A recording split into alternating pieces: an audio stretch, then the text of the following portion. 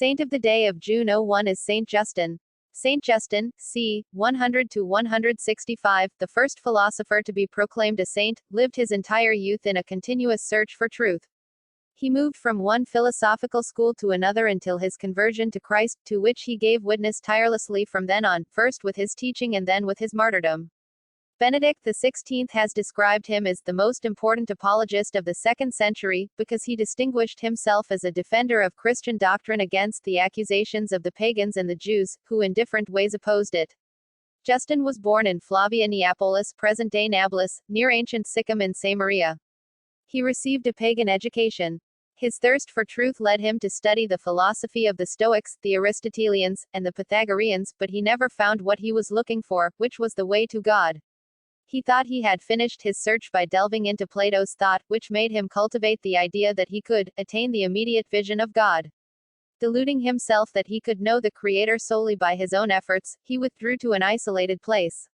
Here, as he wrote in his dialogue with Trypho, he came across an old man who urged him on with his questions and asked him what his idea of God was, that which is always equal to itself and which is the cause of existence for all other realities, that is God. Justin replied. The mysterious old man seemed to rejoice at this answer, but he continued to press him, until he recognized that philosophers, without the help of the Holy Spirit, cannot develop a correct thought about God without having seen or heard him. He then instructed Justin to read the prophets, who spoke moved by the divine Spirit, and had proclaimed Christ. The elder took his leave of Justin with the exhortation to pray as a means of arriving at the truth. Pray first of all that the gates of light may be opened to you, for no one can see and understand unless God and his Christ grant him understanding. This experience was the pivotal point of his life. Justin's soul, docile to these holy counsels, was inflamed with love for Christ. Thanks to prayer and reading the Bible, his conversion developed. Around 130, when he was about 30 years old, he was baptized in Ephesus. The example of the Christians in the face of persecution was another decisive element in his journey of faith, for I myself, who thought myself satisfied with the teachings of Plato, hearing that the Christians were accused but seeing them fearless before death and all the torments considered terrible, convinced myself that it was impossible that they were living in vice and lust. He traveled through many cities to share the joy he had discovered and founded a school in Rome, where he taught the truths of the faith. In his first apology for the Christians, which he addressed primarily to the Emperor Antoninus Pius, he criticized paganism and its myths, which he described as decoys, on the road to truth. He pointed out the injustices committed in the courts, where the mere fact of being Christian became grounds for condemnation. Justin had the great merit of initiating reflection on the perfect conciliation between faith and reason.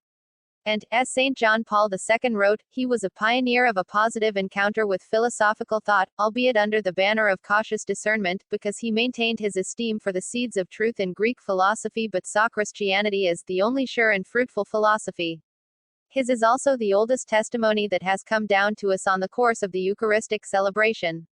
He said of the consecrated bread and wine, "This food is called by us the Eucharist.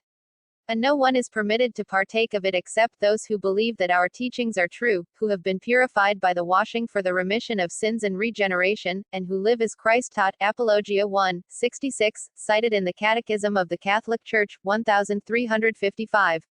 Refusing to sacrifice to idols, he was condemned to death by the prefect Junius Rusticus during the reign of Marcus Aurelius.